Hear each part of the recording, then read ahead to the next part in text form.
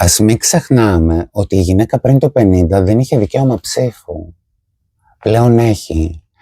Πλέον ο καθένας έχει γίνει ένα πάρα πολύ μεγάλο άνοιγμα όσον αφορά ο καθένας να αρχίσει την ταυτότητά του και να τη βγάζει προς τα έξω.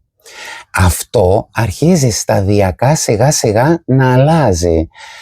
Εγώ θέλω να εστιάσουμε στα θετικά, Κωνσταντίνε. Δεν είναι λίγα και δεν είναι αμεληταία. Και να τα περιφρουρήσουμε κιόλας. Το ακούω πολύ σοβαρά και έχεις δίκιο να το δούμε από την παραγωγική, τη θετική πλευρά, Μαρκέλ. Αλλά λίγο πριν τα χρόνια βλέπω ότι πριν από 2 χρόνια, ας πούμε, νομιμοποιείται η ισότητα στο γάμο. Πριν λίγα χρόνια επίσης υπήρχε το σύμφωνο συμβίωσης. Ακριβώς. Παρ' όλα αυτά όμως, σήμερα βλέπω μια παγκόσμια στροφή προς την άκρα δεξιά, ακόμη και στον κανονικοποιημένο φασισμό, το παράλογο που συζητάμε. Βλέπω ένα φρένο στα δικαιώματα και για κοινότητες όπως είναι οι μετανάστες, τα τρανς άτομα, οι άνθρωποι που δεν μοιάζουν με κάποιους άλλους, δεν συμμετέχουν σε αυτή την κοινωνία. Παραμένουν σημεία που ούτε τα μιλάμε, ούτε τα αναφέρουμε, κάνουμε πως δεν υπάρχουν. Κωνσταντίνα, πιστεύω ότι όλα αυτά που ήρθαν, τα ανοίγματα όσον αφορά τα δικαιώματα, ήρθαν για να μείνουν και ήρθαν για να εξελιχθούν. Θα μείνουν, απλά περνάμε τις μάχες. Κοντραριζόμαστε. Δηλαδή, στην Αμερική τα τρανς άτομα υποφέρουν σήμερα από τον Τραμπ. Έχουν χάσει τη δουλειά τους. Αυτό, δηλαδή, εάν όμως βγούμε και το δούμε από ψηλά, έχουν χάσει τη δουλειά τους. Δεν τελειώνουν οι μάχες. Είμαστε συνεχώς σε μία μάχη. Τίποτα δεν είναι δεδομένο. Ακόμα και αυτό που λέμε σήμερα, και αυτό που προανέφερα, ότι η γυναίκα έχει δικαίωμα να ψηφίσει ή και τα τρανς άτομα, αν αλλάξει κάποια στιγμή το πολιτικό σύστημα, και έχουμε τέτοια πρόσφατα παραδείγματα τον τελευταίο αιώνα, μπορεί να μας καίνε στο Σύνταγμα. Δεν είναι δεδομένα αυτά που έχουμε κερδίσει. Πρέπει να είμαστε σε... Μπράβο. Ναι.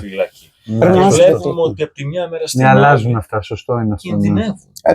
Δηλαδή η εκλογή Τραμπ έφερε στη λεγόμενη woke agenda, που στην Ελλάδα ήταν τα δικαιώματα τότε πιο αυτονόητο για τη δική μου τουλάχιστον κοσμοθεωρία, να αμφισβητείται και πάλι.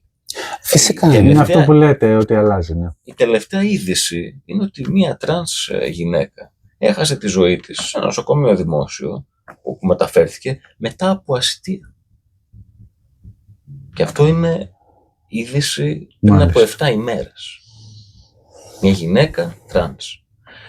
Η δική σου μάχη, ο δικός σου αγώνας, Μαρκέλα, μέχρι σήμερα, που μιλούμε για τη σκηνοθεσία, την ενασχόλησή σου με το θέατρο, πόσο αγώνα χρειάστηκε, πόση μάχη, πόσο κόπο, πόσο πόνο για να φτάσεις. Κοίταξε να δεις, Κωνσταντίνε, ένα άτομο για να πάρει την απόφαση, όταν είναι να πάρει την απόφαση να ολοκληρώσει τη φιλομετάβασή του, περνά μια πάρα πολύ δύσκολη περίοδο, στην οποία πρέπει να του συμβούν 2 πράγματα. Το ένα είναι να δείξει μεγάλη γενναιότητα και το άλλο είναι πραγματικά να ταπεινωθεί.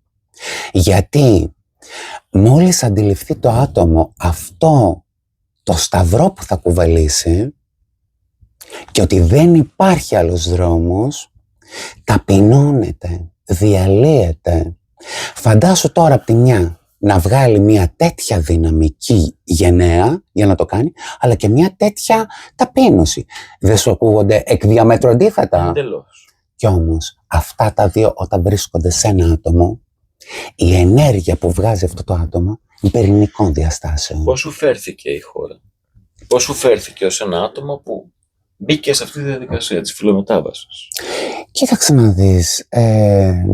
Και λέω η χώρα και εννοώ το κράτος, η πολιτεία. Μετά θα έρθω στο πώς σου φέρθηκε ο κόσμος, η παρέα, η καθημερινότητα. Αλλά από τα θεσμικά, κρατικά, πώς σου φέρθηκε? Κοίταξε να δεις, θα σου πω κάτι. Η κατάσταση ήταν πραγματικά πάρα πολύ δύσκολη. Θα σου πω τη δική μου άποψη. Η κατάσταση ήταν πάρα πολύ δύσκολη μέχρι την εποχή της κρίσης. Μόλις ήρθε στην Ελλάδα η οικονομική κρίση και κόπηκαν οι εκπομπές, οι τηλεοπτικές που λειτουργούσαν κανιβαλιστικά απέναντι μας και Αυτό που λες τώρα κατέρευσε όλο το σύστημα, χάθηκαν τα πρότυπα που υπηρετούσαμε το 70, το 80, το 90. Άρχισε ο κόσμος να ψάχνει όχι από αγάπη ποιοι επιβιώνουν ρε παιδιά όταν όλα έχουν χαθεί. Εκεί άρχισε ο κόσμος να βλέπει τα διαμφυλικά άτομα με άλλο μάτι και όχι μόνο και τα άτομα με αναπηρία και γενικότερα να βγάλει μια ευαισθησία.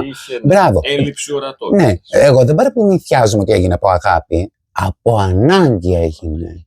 Και εμείς ήμασταν εκεί, μαθημένες, σας περιμέναμε πότε θα είσαστε έτοιμοι για να σας δείξουμε το δρόμο.